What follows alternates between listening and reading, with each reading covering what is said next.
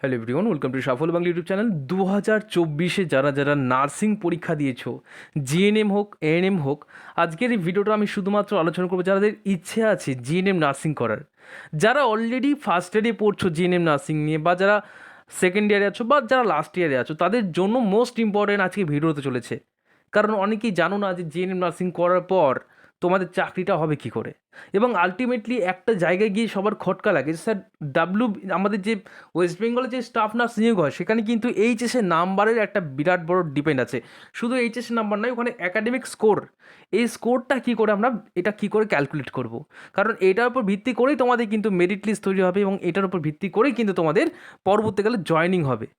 তাহলে এখনই যদি জেনে যাও যে তুমি এই কোর্সটা করার পর চাকরির জন্য তুমি কতটা এলিজিবল হবে, বা তুমি কতটা পাওয়ার জন্য যোগ্য হবে, তাহলে কেমন হবে। তো আজকে ভিডিওটা মোস্ট ইম্পর্টেন্ট। আমি বলবো প্রত্যেকেই যারা পরীক্ষা দিয়েছো একটা বার অন্ততপক্ষে দেখে যাও, কারণ পরবর্তীকালে দেখা গেলো 3টে বছর কাটানোর পর তোমার মনে হচ্ছে যে আমি ভুল করেছি, তার আগে তুমি একবার দেখে নাও যে তোমার জন্য এই জিএনএম কোর্স কতটা গুরুত্বপূর্ণ, নাকি এটা ক্ষতিকারক। তো অবশ্যই প্রত্যেকেই স্বাগত জানাচ্ছি সাফল্য বাংলায়।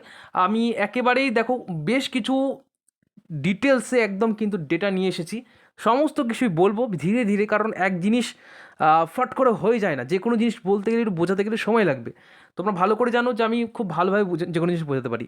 আচ্ছা, আমি তার আগে বলে দেখি, রেজাল্ট নিয়ে তোমাদের একাধিক প্রশ্ন আছে। স্যার রেজাল্টটা কবে বেরোবে, আগে একটু বলে দিই।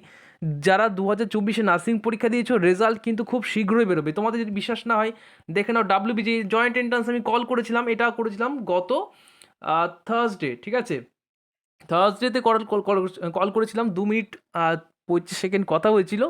তাদের মূল বক্তব্য হচ্ছে তাদের সমস্ত কিছু রেডি আছে। ডাব্লিউএনসি, ঠিক আছে, যে তোমাদের যে নার্সিং যে কাউন্সিল আছে, ডাব্লিউবিএনসি থেকে এখনও অ্যাপ্রুভাল দেয়নি। সুতরাং তারা কিন্তু এটা রেজাল্টটা বার করতে পারছি না। তাহলে যে কোনো দিন রেজাল্ট বেরোতে পারে। আর আমি কোনো দিন তোমাদের বলিনি যে 13 তারিখে রেজাল্ট বেরোবে বা 14 তারিখে রেজাল্ট বেরোবে। সুতরাং এটা নিয়ে হতাশা হওয়ার কিছু নেই। মেন কথা হচ্ছে যে তুমি তোমার নিজের লাইফের দিকে যে নেক্সট স্টেপটা কী হবে সেটা ভাবো। রেজাল্ট তো একটা না একটা দিন বেরিয়ে যাবে, তো এটা নিয়ে ঘ্যাচাঘুচি করার কিছু নেই, ঠিক আছে। আমাকে প্রচুর কোয়ারি আসছে, স্যার রেজাল্ট নিয়ে বলুন, সবাই বলছে 13 তারিখ 14 তারিখ বেরোবে। তো তোমরা দেখতেই পেলে রেজাল্ট কিন্তু 13 তারিখে বেরোনি, 14 তারিখে বেরোনি, এবং এই এক্স্যাক্টলি ডেটটা কিন্তু এই এই যেই যে মেম্বার তারাও কিন্তু বলতে পারছে না। তো ওই সব মানে ভুয়ো খবর দেখে লাভ নেই, ঠিক আছে। মেন কথা হচ্ছে নিজেকে দেখো।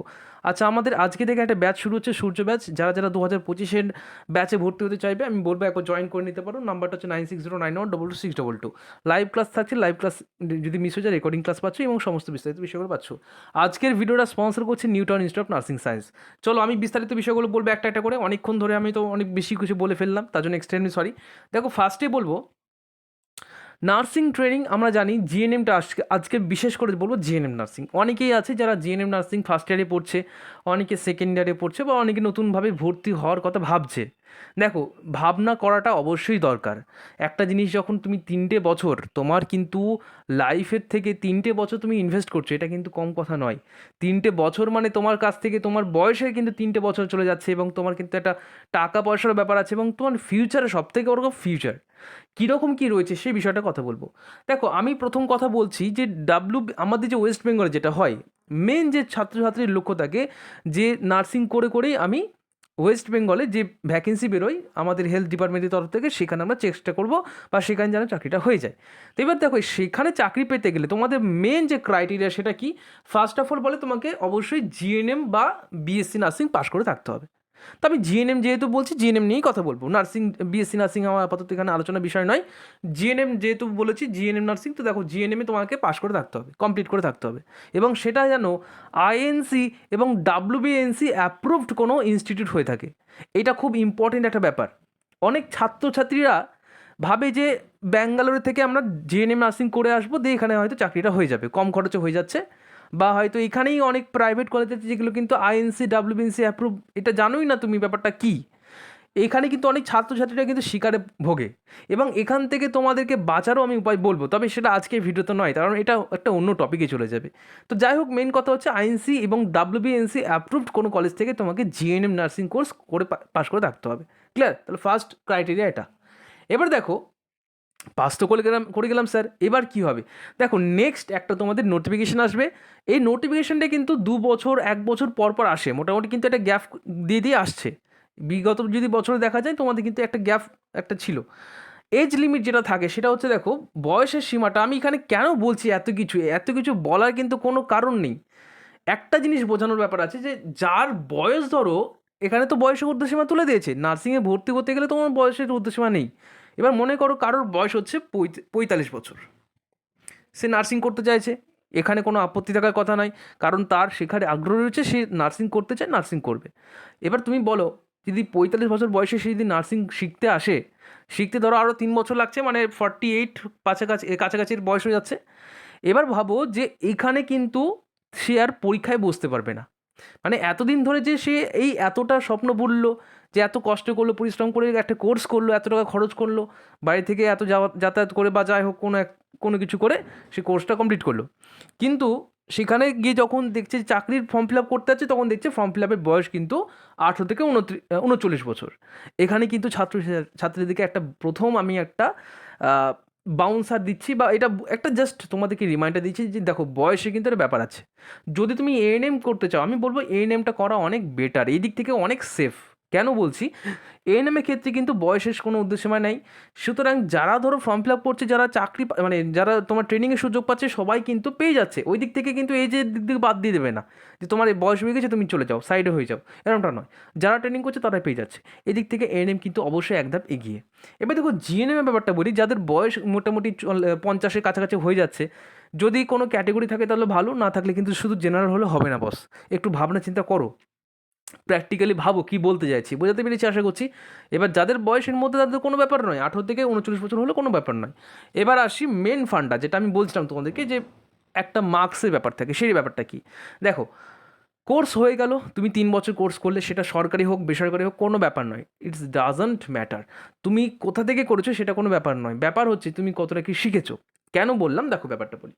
ফার্স্টে যেটা দেখবে সেটা হচ্ছে রিটেন এক্সাম হয় না, শুধুমাত্র কি হয়, 3টে ধাপে হয়। একটা হচ্ছে তোমার একাডেমিক মার্কস, অর্থাৎ তুমি মাধ্যমিকে কত পার্সেন্ট নাম্বার পেয়েছো, উচ্চ মাধ্যমিকে কত নাম্বার পেয়েছো, গ্র্যাজুয়েশনে কত মার্কস পেয়েছো, গ্র্যাজুয়েশনটা এখানে যোগ করে না, তারপর জিএনএমটা যোগ করে, কতটা কি থাকে সমস্তটা বলবো।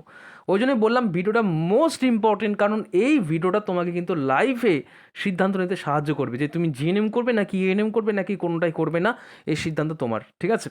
আর আমার দায়িত্ব তোমাদেরকে জিনিসটা বোঝানো, বাকি সিদ্ধান্ত তোমাকে নিতে হবে। দেখো তাহলে একাডেমিক স্কোরের উপর আছে 75 নম্বর, টোটাল কিন্তু পরীক্ষা হয় 100 নম্বর, দেখতে পাচ্ছ টোটাল 100 নম্বর। তাহলে ভাবো 100-র মধ্যে 75 আছে শুধুমাত্র কি তোমার একাডেমিক স্কোর, তুমি কত কি নাম্বার পেয়েছো প্রিভিয়াস কোনো পরীক্ষায়, সেটার উপর ভিত্তি করে কিন্তু 75 মার্কস আছে। তাই এটা একটা হিউজ নাম্বার, বলতে গেলে সব থেকে বেশি নাম্বার কিন্তু রয়েছে এই একাডেমিক স্কোরে। ওকে, এবার আসি এক্সপিরিয়েন্স, যাদের ধরো এক্সপিরিয়েন্স, দেখো এক্সপিরিয়েন্স না হলে কিন্তু সত্যি কথা বলছি, তুমি কিন্তু চাকরির জন্য একেবারেই এলিজিবল হবে না। কারণ কি? কারণ এখানে এক্সপিরিয়েন্সের একটা স্ল্যাব করে দিয়েছে, এইখানেও কিন্তু একটা ছোট করে বাঁশ দিয়ে দিয়েছে। এটা আমি একটু স্ল্যাং ইউজ করলাম, তার জন্য এক্সট্রিমলি সরি, কিন্তু এই কথাটা বলারও কারণ আছে। এক্সপিরিয়েন্সের উপর কিন্তু 10টা নম্বর আছে, এই 10টা নম্বর কিন্তু যে কেউ পাবে না, 10-এ 10 কিন্তু সবাই পাবে না। এবার আসি ইন্টারভিউ আছে 15 নম্বর, এই ইন্টারভিউ মার্কসটা আপাতত বাদ দাও, কারণ ইন্টারভিউ তুমি কত কী পাবে সেটা তো আর আগে থেকে বলা সম্ভব না। কিন্তু এই যে দুটো মার্কস আছে, অর্থাৎ এই যে একাডেমিক স্কোর এবং হচ্ছে এক্সপিরিয়েন্স মার্কস, এই দুটো নিয়ে আজকে আমি আলোচনা করব। কারণ একটা পরীক্ষা তুমি যখন এখানে কোনো পরীক্ষা হয় না, কোনো পেপার নেই, কিন্তু মেন হচ্ছে তোমার একাডেমিক স্কোর এবং এক্সপিরিয়েন্স, আর সব থেকে বড় কথা এই ইন্টারভিউটা তো তোমার হাতে আছে, সেটা তো আমি কিছু বলতে পারবো না, ওটা যার যেরকম পারফরমেন্স সে সেভাবে এখানে পারফর্ম করবে। কিন্তু মেন কথা হচ্ছে একাডেমিক মার্কস, এই একাডেমিক মার্কস যখন আমি বলবো, তখন তোমাদের অনেকেই কিন্তু হুঁশ উড়ে যেতে পারে। কীরকম ব্যাপারটা দেখে নাও। দেখো মাধ্যমিকের নাম্বার আছে 10-এর মধ্যে, এবার এই ক্যালকুলেশনটা অনেকেই বুঝতে পারবে না, স্যার কীভাবে ক্যালকুলেট করবো, কী বলতে যাচ্ছেন বুঝতেই পারছি না। ধীরে ধীরে বোঝে নাও, মাধ্যমিকে তুমি কত নাম্বার পাচ্ছ সেটা তোমাকে ভিত্তি করে একটা কিন্তু মার্কস বসাতে হবে। ধরো আমি কথা বলছি, তুমি মাধ্যমিকে 80% নাম্বার পেয়েছো, ক্লিয়ারলি ধরে নাও, ধরো তুমি 80 মার্কস পেয়েছো, মাধ্যমিকে টোটাল 80% নাম্বার পেয়েছো, ঠিক আছে? 80 লিখলে ইন্টু, যেহেতু ফুল নাম্বার মাধ্যমিকে 10-এর মধ্যে, তাহলে তুমি কী করবে, 80 × 10 ডিভাইডেড বাই 100, পার্সেন্টেজ বার করতে হবে। এবার এই যে তখন তুমি কাটাকুটি করবে, 0 0 কাটলে 0 0 কাটলে 8 × 8, অর্থাৎ তোমার কিন্তু মাধ্যমিকে 10-এর মধ্যে তোমার স্কোর এলো 8, অর্থাৎ এই যে 100 নম্বরের পরীক্ষা বললাম, তুমি শুধুমাত্র যদি মাধ্যমিকের স্কোর যোগ করো তাহলে দেখবে তুমি 10-এর মধ্যে এখনই কিন্তু 100 মধ্যে 8 পেয়ে গেছো। যার ধরো 90 আছে মাধ্যমিকে, তাহলে 90 আছে মানে সিম্পল ব্যাপার যে ভাই 9 হচ্ছে 90 ইন্টু 10/100, 0 0 কাটলে 0 0 কাটলে তাহলে 9, অর্থাৎ 100-র মধ্যে 9 কিন্তু অলরেডি পেয়ে গেছো। তুমি একটু নিজের স্কোরটা একটু কমেন্ট করে দিতে কত পেয়েছো মাধ্যমিকে, কারণ এখানেই তো অনেকে সমস্যা থাকে, স্যার মাধ্যমিকে আমরা অত ভালো পড়াশোনা ছিলাম না, তাহলে কি আমি সুযোগ পাবো না? হ্যাঁ, এবার এটারও আমি বলবো, সমস্ত বিষয়টাই বলবো। এবার ধরো মাধ্যমিক ব্যাপারটা ক্লিয়ার হয়েছে যে তোমার এখানে কিন্তু 10 নম্বর রয়েছে এবং 10 নম্বরের মধ্যে কারোর 8 হবে, কারোর 7 হবে, কারোর 6 হবে, কারোর 5 হবে, কারোর 3 হবে। এইটা তোমার নিজের ক্যালকুলেশন তুমি নিজেই করতে পারবে। ধরো তুমি 60 পেয়েছো, তাহলে 60 পেয়েছো মানে 6 হচ্ছে তোমার স্কোর, 10-এর মধ্যে তুমি 6 পেয়েছো, মানে যদি টোটালের কথা বলি তাহলে 100-র মধ্যে তুমি 6 অলরেডি পেয়ে গেছো। এখানে তো কোনো চেঞ্জ নেই, এটা তোমার থাকবেই, সারা জীবনই থাকবে। বুঝতে পারলাম? এবার আসি উচ্চ মাধ্যমিকের পালায়। দেখো উচ্চ মাধ্যমিকে কিন্তু ব্যাপারটা একটু আলাদা, এখানে একটু স্কোরটা বাড়িয়ে দেওয়া হয়েছে। এখানে কি, এখানে হচ্ছে 25, অর্থাৎ আগে যেমন 10 দিয়ে গুণ করছিলাম, এখানে 25 দিয়ে গুণ করতে হবে। একটা উদাহরণ দেখা যাক কত কি হচ্ছে। ধরো বললাম 80, তুমি 80 পেয়েছো উচ্চ মাধ্যমিকে, মনে করো তুমি উচ্চ মাধ্যমিকে 80 পেয়েছো, কার কত স্কোর হচ্ছে সেটা কমেন্ট করে দেবে। 80 পেয়েছো, গুণ করবে কত দিয়ে, এখানে কিন্তু 10 দিয়ে গুণ করবে না, এখানে কত দিয়ে গুণ করবে, 25 দিয়ে, কারণ টোটাল মার্কস হচ্ছে 25, গুণ করলে /100।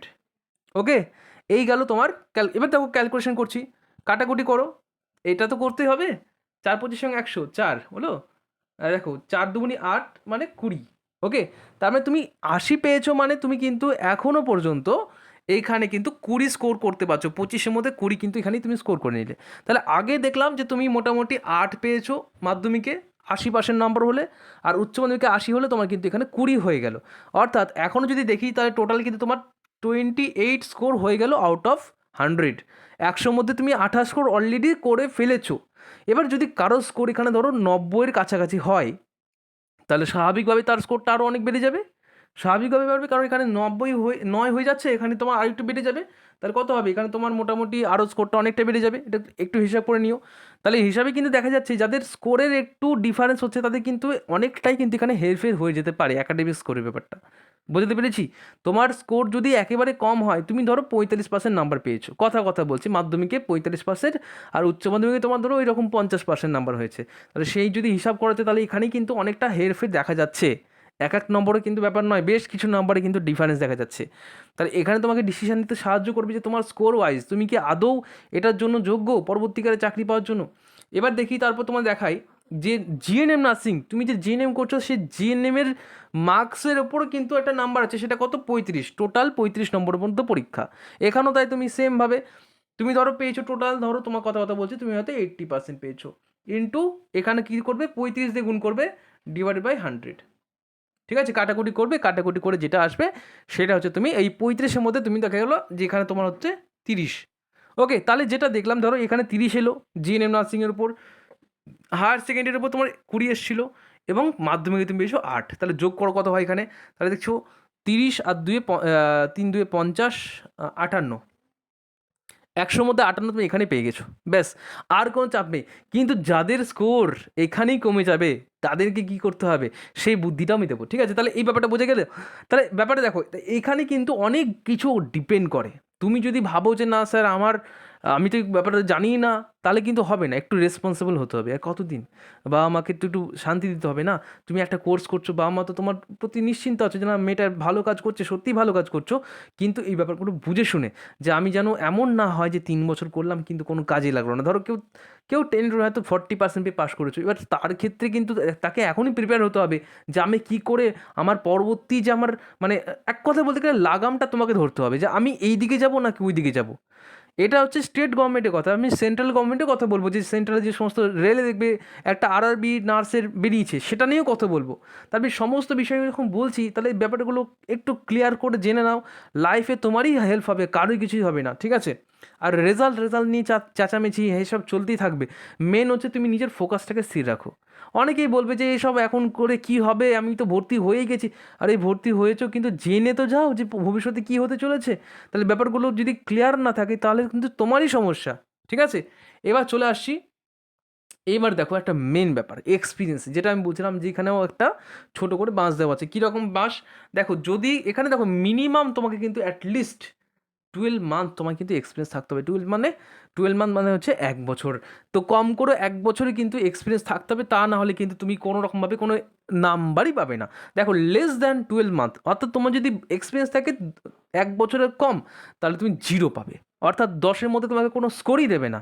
এবার ধরো কারো ধরো এক্সপিরিয়েন্স হচ্ছে 24 মাস, অর্থাৎ 2 বছর যদি কারো এক্সপিরিয়েন্স থাকে, তাহলে 2 বছরের ক্ষেত্রে তাকে 2 মার্ক দেবে, মাত্র 2 নম্বর।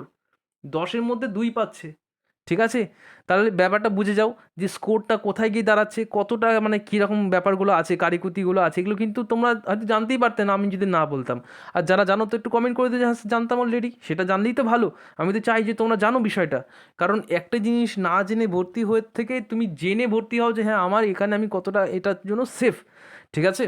এবার আসি 36 মাস। 36 মাস 3 × 36, 3 মাস, 3 বছর। 3 বছর যদি তোমার এক্সপিরিয়েন্স থাকে, তাহলে তুমি 4 মার্কস, অর্থাৎ 10-এর মধ্যে 4 পাবে। বলতে পারলাম? এটা এবার এরকম ভেবে বসো না যে আমার প্রথমে তো 2 বছর আছে, তারপর 3 বছর মানে 5 বছর হয়ে গেল, 5 বছর মানে এখানে আমার কিন্তু এইসব ঘুরপছে না। 3 বছর মাঝে 3 বছরের তোমার যে হিসেবে 4 নম্বর পাবে, 10-এর মধ্যে 4। ক্লিয়ার? এবার সবগুলো করবে। দেখো যেমন 60, তাহলে 5 × 60 মানে 5 বছর যদি কারো এক্সপিরিয়েন্স থাকে, সেক্ষেত্রে তাকে 8 নম্বর দেবে। এবং যদি সে সা- দেখো লেখা আছে 60 মাস, 60 মাস বা তার থেকে বেশি, অর্থাৎ 5 বছর বা তার থেকে বেশি যদি কারোর এক্সপিরিয়েন্স থাকে, সেক্ষেত্রে তাকে 10 মার্কস দেবে, অর্থাৎ 10-এ 10 সেই পাবে যাদের এক্সপিরিয়েন্স 5 বছর থেকে বেশি বা সমতুল্য হবে। এটা হচ্ছে আমার কথা নয়, এটা অফিসিয়াল যে নোটিফিকেশন তারই বক্তব্য। ক্লিয়ার হয়েছে? তাহলে এক্সপিরিয়েন্সের একটা ব্যাপার আছে, অনেকে বলে না স্যার নার্সিং করে কী হবে, আমি এখন পড়াশোনা করছি। এক্সপিরিয়েন্সটা সব থেকে বেশি দরকার, 10টা নম্বর কিন্তু কম কথা না। তাহলে দেখো এখনও পর্যন্ত যেটা বললাম, একাডেমিক স্কোর একটা মোস্ট ভাইটাল জায়গা। এখানে এক একটা নম্বর কিন্তু তোমাকে অনেকটা হেরপেচ করে দেবে, ঠিক আছে? অনেকটা কিন্তু আগে পরে করে দেবে। আর সেকেন্ড যেটা বললাম সেটা হচ্ছে এক্সপিরিয়েন্স। চুপচাপ বসে থাকলে হবে না, ফটাফট নার্সিং করছো, নার্সিং করার পরপরই যে কোনো জায়গায় জয়েন করো। এবং আমি বলবো বসে থাকার থেকে তো ভাই কিছু তো ইনকাম করছো। আর নিজের বাড়ির লোককে কতদিন তুমি এরকমভাবে অসহায়ভাবে রাখবে বলো তো? তো একটা যে কোনো চাকরি করবে, দেখবে নিজের পায়ে দাঁড়াতে পারছো, এক্সপিরিয়েন্সও গেইন করছো, প্লাস তুমি সমস্ত দিক থেকে একটা আর্নিংও করতে পারছো, তাই না? একটা নিজস্ব স্বাবলম্বী হওয়া খুব দরকার একটা মেয়েদের, ঠিক আছে? আমি যেটা মনে করি। তো ব্যাপারগুলো বোঝাতে পেরেছি আশা করছি। এবার চলে আসছি, এবার আসি মেন একটা ব্যাপার। দেখো বলবো স্যার আমি ধরুন নার্সিংয়ে ভর্তি হয়ে গেছি, আমি এখন 3rd ইয়ারে পড়ছি, বা আমি এখন যাই হোক জব করছি, আমি এইবার যখন ভ্যাকেন্সি বেরোবে আমি ফর্ম ফিল আপ করবো। তাহলে বলুন স্যার আমার তো মুড অফ হয়ে গেল, স্যার এবার কী করবো? আপনি তো বললেন একটা বুদ্ধি দেবেন, কী করবো তাহলে? দেখো আমি একটা কথা বলবো, যদি এরকম হয় তাহলে তোমার জন্য রয়েছে আরও অনেক ভ্যাকেন্সি। শুধুমাত্র ওয়েস্ট বেঙ্গলের যে ভ্যাকেন্সি আছে শুধু সেটা নিয়ে বসে থাকলে হবে না। এইখানে অনেক ছেলেমেয়েরা কিন্তু ভুল করে যে শুধুমাত্র ওয়েস্ট বেঙ্গলে যেটা বেরোবে সেটা নিয়েই কাজ করব।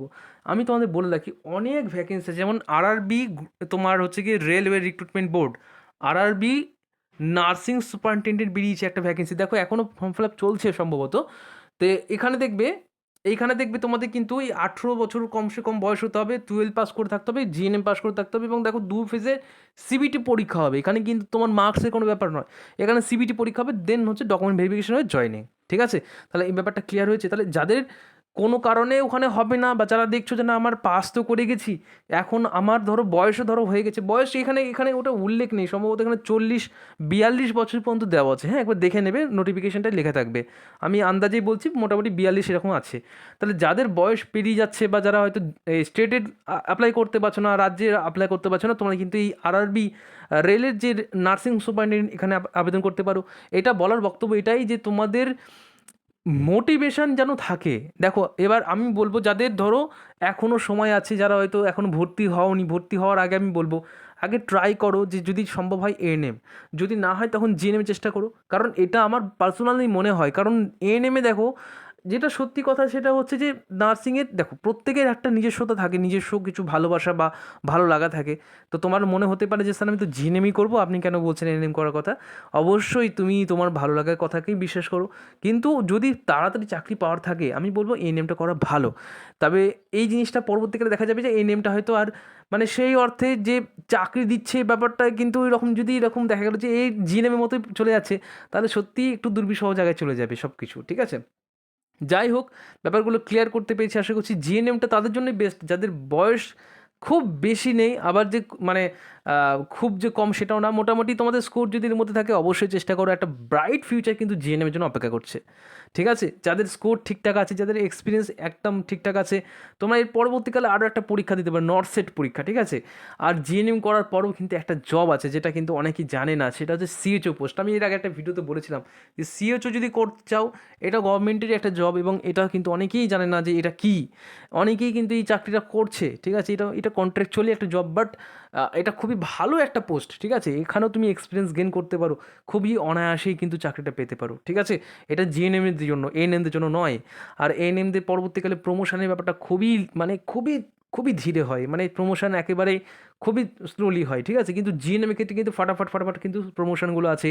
একটা তোমার পরবর্তীকালে একটা স্যালারি যে ইনক্রিমেন্ট সেই ব্যাপারটা প্রচুর আছে। একটা ফিউচার কিন্তু অবশ্যই জিএনএমে আছে, কিন্তু সেটা পেতে সময় লাগবে, একদম তাড়াতাড়ি হয় না। আর এএনএমের ব্যাপারটা তাড়াতাড়ি হচ্ছে। তো যাই হোক, এই ব্যাপারটা আমি তোমাদেরকে সামনে তুলে ধরলাম। এবার তোমরা ডিসিশন নেবে যে তোমাদের কোনটা করা উচিত বা তোমরা কোনটা করতে চাও, সেটা তোমাদের ব্যক্তিগত ব্যাপার। কমেন্ট করে জানাবে তোমার এখনও কি জিএনএমই করার ইচ্ছা আছে, নাকি এএনএম করতে চাও, নাকি জিএনএমকেই তুমি ভালোবাসো।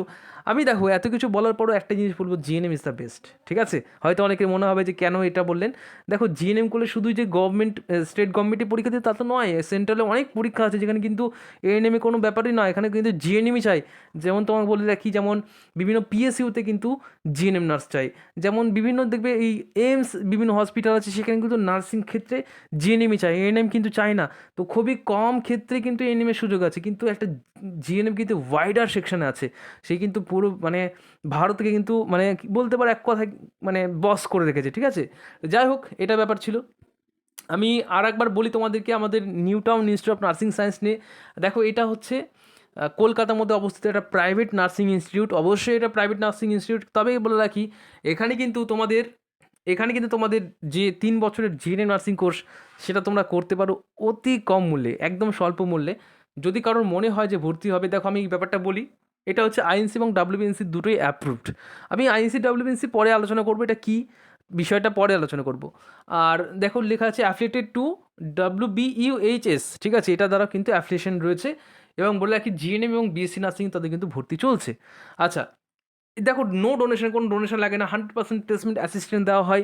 আর কি দেওয়া হয় না, স্টুডেন্ট ক্রেডিট কার্ড অ্যাভেলেবল রয়েছে, স্বামী বিবেকানন্দ মেরিট কাম মিন স্কলারশিপের ব্যবস্থা রয়েছে। এছাড়াও তোমরা দেখতে পাচ্ছ ঐক্যশ্রী স্কলারশিপ রয়েছে, SC ST OBC যেটা রয়েছে, ওয়েসিস স্কলারশিপ বা নবান্ন স্কলারশিপ, এত কিছু কিন্তু অ্যাভেলেবেল রয়েছে। তারপর দেখতে পাচ্ছ যে ক্লিনিক্যাল ডিউটি বা ট্রেনিং হয় মেডিকেল, বিভিন্ন মেডিকেল কলেজ, যেমন Kolkata medical college, SSKM hospital, MR Bangur, এবং তাদের কিন্তু ইন্টার্নশিপ হয় নিজেদের হসপিটালে, ঠিক আছে? এই ব্যাপারগুলো রয়েছে। তো যদি কারোর মনে হয় এখানে ভর্তি হবে, আমি বলবো যে একবার অন্ততপক্ষে কল করে তাদের একবার কিন্তু ওই তাদের যে ক্যাম্পাসে একবার দেখে আসো যে তাদের কীরকমভাবে ক্লাসগুলো হচ্ছে, তাদের অ্যাডমিনিস্ট্রেটিভ যে সমস্ত স্যাররা আছে তাদের সাথে কথা বলো, তারা কীভাবে তাদের সাথে মানে ডিল করছে, বা তুমি একবার কথা বলে আসো যদি ভর্তি হওয়ার থাকে।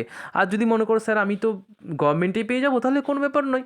বাট যাদের হয়তো স্কোরটা একটু বেশি হচ্ছে, বাট চাইছো না জিএনএমটাই হয়ে যাক, চাপ নেই, আমি 3টেই বছর তো। আর দেখো আমি এরকম অনেকেই কলেজ শুনেছি যেখানে তোমাদের দেখিয়েওছি, ইনফ্যাক্ট আমি এরকমও প্রুফ দেখেছি যে জিএনএম গভর্নমেন্ট কলেজে পড়েও কিন্তু একটা সময় গিয়ে দেখবে তোমার 1.5 লাখ টাকা খরচ হয়েই যাচ্ছে কম করে, ঠিক আছে? 1 থেকে 1.5 লাখ টাকা খরচ কম অন্ততপক্ষে হয়েই যায়, সে যাই করো না কেন। সেই জায়গায় দাঁড়িয়ে কিন্তু এটা একটা মানে বলতে পারো অবশ্যই একটা কম খরচে কিন্তু একটা প্রাইভেট কলেজ। তো সেটা তোমাদের এখন ব্যক্তিগত ব্যাপার। আমার আমার যে ভালো ভালো দিকগুলো মনে হচ্ছে সেটা তোমাদের বললাম। এই যে স্যারগুলো দেখতে পাচ্ছ, এই যে স্যার, এই স্যারটার সাথে আমি ব্যক্তিগতভাবে পরিচিত, খুবই ভালো স্যার। এবং প্রত্যেকটা ইনফ্যাক্ট মানে প্রত্যেকটা ম্যানেজমেন্টে যে স্যাররা থাকেন যথেষ্টই ভদ্র, যথেষ্টই সবার সাথে খুব ভালো বিহেভ করেন, এবং এটাই হওয়া উচিত, এটাই কাঙ্ক্ষিত। প্রত্যেকটা স্টুডেন্টরা চাইবে কি তাদের সাথে যেন ভালো বিহেভ হয়, একটা শেখার যেন সঠিক যেন একটা পরিবেশ থাকে, সেই পরিবেশটা কিন্তু এখানে রয়েছে। তো আর কি, অনেক কিছুই বললাম। তাও যদি কারোর মনে হয় যে ভর্তি হবে বা একবার কন্ট্যাক্ট করবে, দেখো নাম্বারটা লেখা আছে 9433423731, এটা একটা কলের নাম্বার রয়েছে, আর একটা নাম্বার আছে নিজেদের দেখে নেবে। এছাড়া এদের অফিসিয়াল ওয়েবসাইট আছে, সেটা দেখতে পাচ্ছ www.nins.co.in। তোমরা গুগলে দেখতে পারো, রিভিউ কিন্তু 4.8, এটা কিন্তু যথেষ্ট হাই লেভেলে একটা রেটিং কিন্তু রয়েছে। আর এদের কিন্তু বিভিন্ন সময় দেখবে বিভিন্ন টেলিভিশনে প্রমোশনও হয়, অনেক সময় কালচারাল বিভিন্ন অ্যাওয়ারনেস প্রোগ্রামও হয়, এরা প্রচুর কিন্তু সব কিছুর সাথে যুক্ত আছে। তো আমার দেখা এখনো পর্যন্ত one of the best college বলতে পারো কলকাতা। অবশ্যই ভালো কলেজ, যদি কারোর মনে হয় ভর্তি হবে এই কলেজটার নাম মনে রাখবে, new town institute of nursing science. ঠিক আছে, দেখা হচ্ছে পরের ভিডিওতে। প্রত্যেকে হলে থেকো, নমস্কার।